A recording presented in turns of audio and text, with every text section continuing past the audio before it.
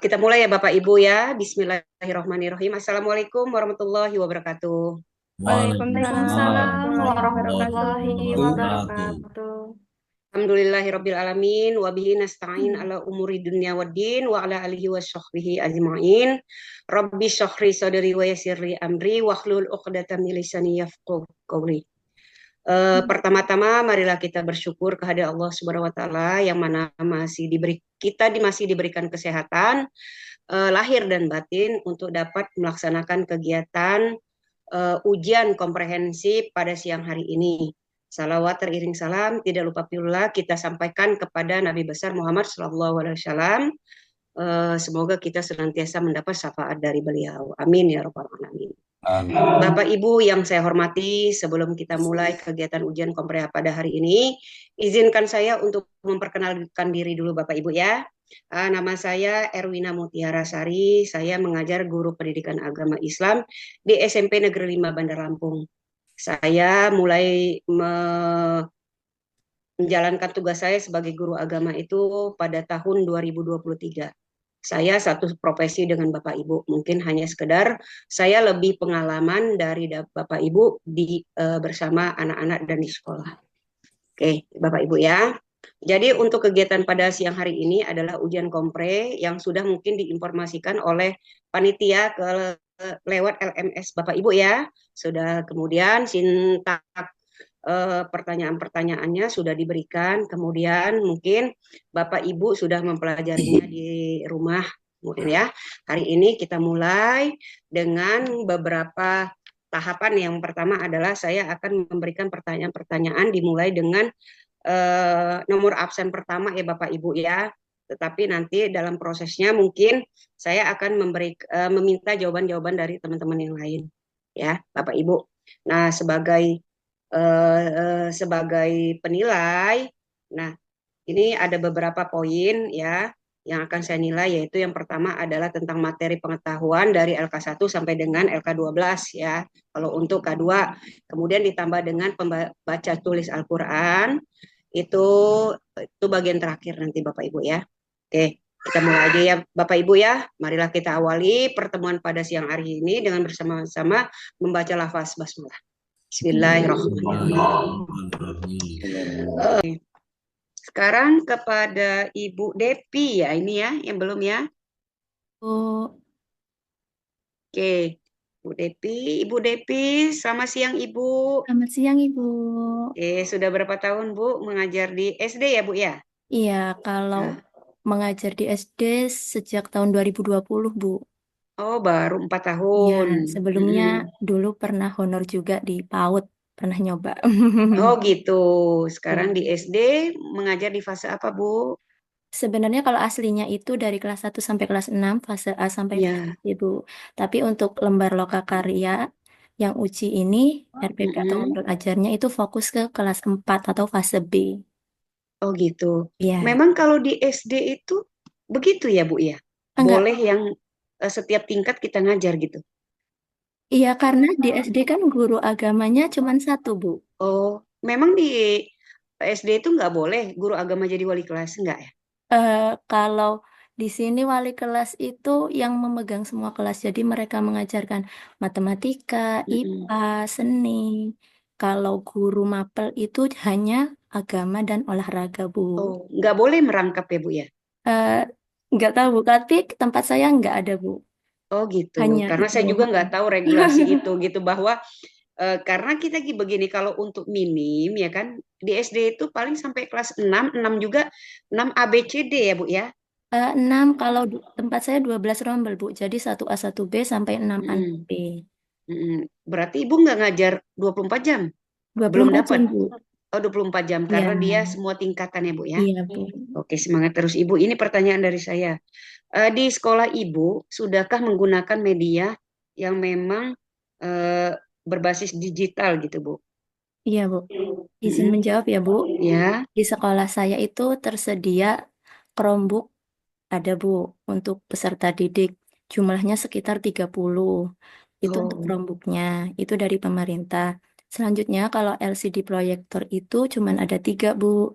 Jadi, setiap Mm-mm. pembelajaran yang hendaknya menggunakan LCD proyektor, kita lihat atau cek dulu persediaan siapa yang hari ini mau pakai. Seperti itu, Bu. Udah Mm-mm. dijadwal.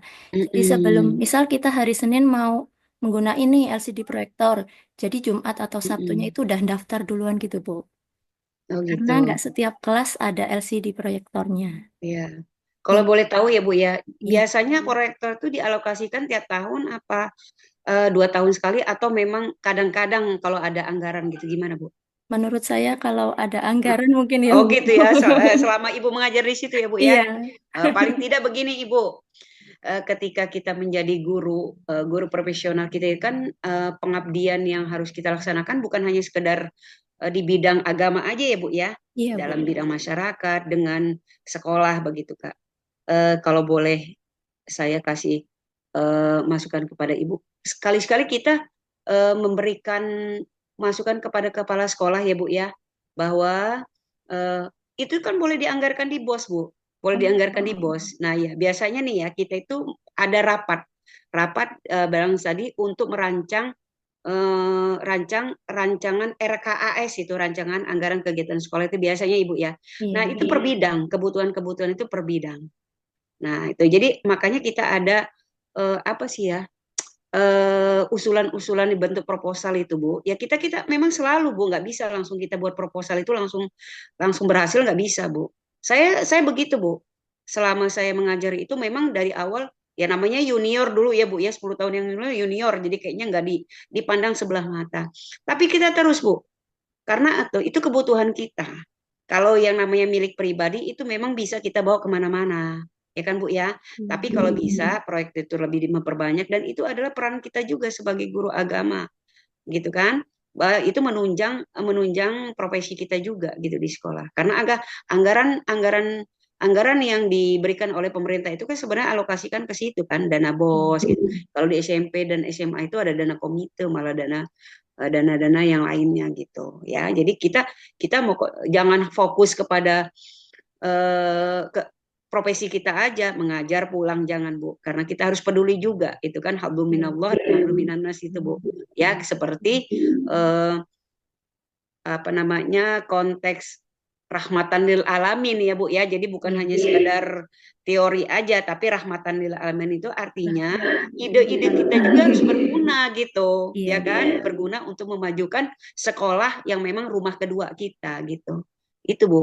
Iya, Ya Bu. jadi jangan diam aja Bu sebagai generasi yang memang masih lama mungkin kalau Ibu jadi P3K pensiunnya mungkin masih lama Bu. Iya, Kalau Bu. guru kan 60 tahun lagi. Jadi kita berusaha untuk berkarya gitu Bu ya. Iya, Jadi kita benar. berkarya. Itu rahmatan lil alamin itu konteksnya di situ Bu sebenarnya.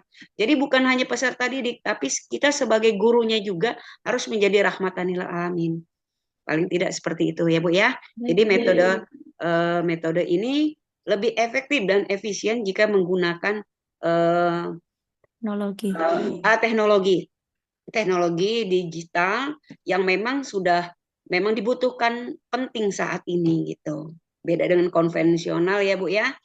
Itu zamannya sekarang ini Bu. Nggak menarik Bu kalau kita tidak menggunakan strategi yang digital sekarang itu. Jadi begitu ya Bu ya. Baik, Bu. Semangat terus Ibu. Oke, yang belum selanjutnya Ibu Depi. Bu, boleh surat yang sama atau beda, Bu? Ya, nggak Pak, nggak masalah Bu. Oke, baiklah. Saya hanya mendengarkan saja. أعوذ بالله من الشيطان الرجيم بسم الله الرحمن الرحيم والضحى والليل إذا سجى ما ودعك ربك وما قلى وللآخرة خير لك من الأولى ولسوف يعطيك ربك فترضى ألم يجدك يتيما فآوى ووجدك ضالا فهدى ووجدك عائلا فأغنى فأما اليتيم فلا تقهر وأما السائل فلا تنهر وأما بنعمة ربك فحدث صدق الله العظيم. Bagus Bu Devi, fasih. Silakan tulis ayat Al-Quran yang sudah Ibu baca tadi.